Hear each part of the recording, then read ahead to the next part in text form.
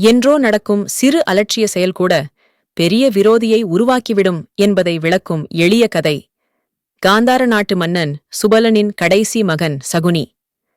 பிறவியிலேயே துருதுருப்பும் நல்ல குணமும் புத்திசாலித்தனமும் கொண்ட சகுனிக்கு அக்கா காந்தாரி மீது அளவற்ற அன்பு. தாயை இழந்த சகுனிக்கு தாயாக இருந்தவளே காந்தாரிதான். கண்களிழந்த அஸ்தினாபுர திருதராஷ்டிரனுக்கு மணமுடிக்க பெண்ணை தேடி அலைந்தார் பிதாமகர் பீஷ்மர்.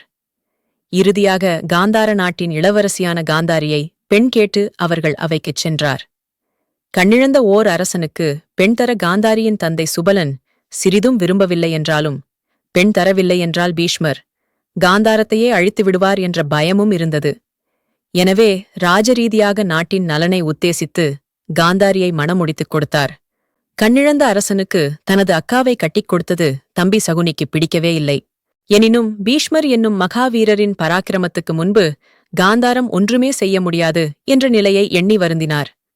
அப்போது முதலே பீஷ்மரை தனது எதிரியாக கருதத் தொடங்கிவிட்டார். இந்த நிலையில் திருமணம் முடித்துச் சென்ற காந்தாரிக்கு ஏற்கனவே திருமணமாகிவிட்டது என்ற ஒரு தகவல் ஒற்றர்கள் மூலம் பீஷ்மருக்கு எட்டியது. தேள் கொட்டியதைப் போல் துடித்த பீஷ்மர், குரு வம்சத்துக்கு இப்படி ஒரு இழுக்கா என்று கோபம் கொண்டார். காந்தாரியை கொடிய சொற்களால் வசைபாடினார். ஜாதகப்படி காந்தாரியின் முதல் கணவருக்கு ஆயுள் பலமில்லை என்று ஜோதிடர் சொன்னபடியால் ஒரு ஆட்டுக்கிடாவுக்கு மாலை சூட்டி மணாளனாக ஏற்றுக்கொண்டாள் காந்தாரி. பின் அந்த ஆட்டுக்கிடாயை வெட்டி பலி கொடுத்து முதல் கணவன் இறந்து போனதாக சடங்குகள் செய்தார்கள். இதை காந்தாரி கூறியதும் இன்னும் வேகமாக சீறினார் பீஷ்மர். அந்த ஆட்டுக்கிடா மட்டும் பலி கொடுக்கப்படாமல் இருந்தால் இந்நேரம் அதுவே உன் முதல் கணவன் என கூறி எதிரிகள் ஏகடியம் பேசுவார்கள் என்று திட்டித் தீர்த்தார். இந்த விஷயத்தை மறைத்து திருமணம் செய்த சுபலன் மற்றும் அவனது நாட்டை நிர்மூலமாக்க பீஷ்மர் எண்ணினார். காந்தார நாட்டுக்கு படையெடுத்துச் சென்று எல்லோரையும் சிறைப்பிடித்தார். அப்போதும் பீஷ்மரை சமாதானப்படுத்திய சுபலன் மற்றும் அவரது உறவுகள் பின்னர் நைச்சியமாக பீஷ்மருக்கு விஷம் வைத்துக் கொல்லத் திட்டம் போட்டனர். இதையும் ஒற்றர் மூலம் தெரிந்து கொண்ட பீஷ்மர் கோபத்தின் உச்சிக்கே சென்றார். ஒட்டுமொத்த சுபலன் கூட்டத்தை பாதாள சிறையில் வைத்தார். ஒட்டுமொத்த குடும்பத்தை நிர்மூலமாக ஆக்குவது பாவம் என ஆலோசகர்கள் சொன்னதால் ஒரு நாளைக்கு 2 பிடி உணவும் ஒரு சுரைக்காய் குடுவை அளவு நீரும் மட்டுமே அவர்களுக்கு வழங்கப்பட்டது. ஆரம்பத்தில் அத்தனை பேரும் அந்த உணவுக்கும் நீருக்கும் அடித்துக்கொண்டு அத்தனையையும் கீழே சிந்தி வீணாக்கினார்கள். இது தினமும் நடந்து வந்தது.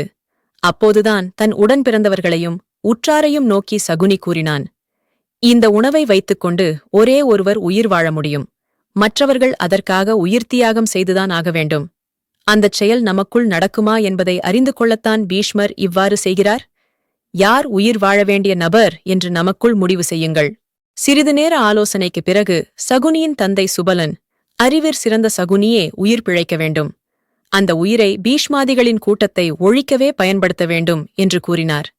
காந்தாரியை கட்டாயப்படுத்தி திருமணம் செய்ததையும் தங்கள் கூட்டத்தையே சிறைப்பிடித்து கொலை செய்ததையும் மறந்துவிடாமல் பழிவாங்க வேண்டும் என்றார். அவர் சொன்னது அனைவராலும் ஏற்றுக்கொள்ளப்பட்டது. அப்படியே ஒவ்வொரு நாளின் உணவும் சகுனிக்கு அளிக்கப்பட்டது. அவன் கண்ணெதிரே ஒவ்வொருவராக பசியால் செத்து விழுந்தார்கள். This video is sponsored by SBO Digital Marketing.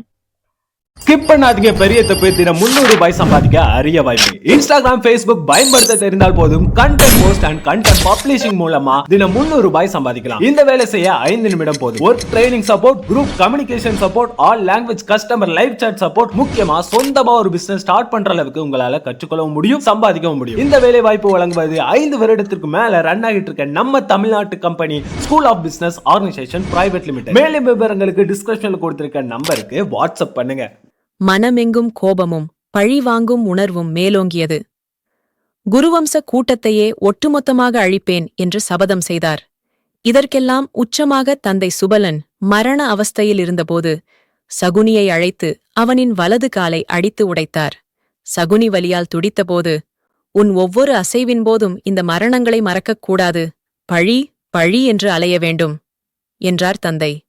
மேலும் அவரது வலக்கையை சகுனியிடம் ஒடித்துக் கொடுத்து, இதில் இருக்கும் எலும்புகளைக் கொண்டு தாயக்கட்டைகளை உருவாக்கிக்கொள். சூது விளையாட்டில் சிறந்து விளங்கும் உனக்கு இந்த தாயக்கட்டைகளே வேண்டிய எண்ணெய் கொடுக்கும். இதைக் கொண்டே அந்த குருவம்சத்தை அழித்துவிடு என்றார். அதன்படியே அத்தனை உறவுகளையும் இழந்த சகுனி தனி ஒருவனாக தன்னந்தனியாக சூதே உருவாக வெளியே வந்தான். தீமையின் வடிவான காவுரவ துரியோதனனின் சிறந்த ஆலோசகனானான். வீணான மோதல்களை உருவாக்கி காவுரவ பாண்டவ யுத்தத்தை உருவாக்கினான். இதன் மூலம் கிருஷ்ணரின் வேலையை மிக்க சுலபமாக்கினான். ஒருவன் கெட்டவனாக மாற அற்ப காரணமே போதுமானதாக இருக்கும் என்பதற்கு இதுவே சான்று.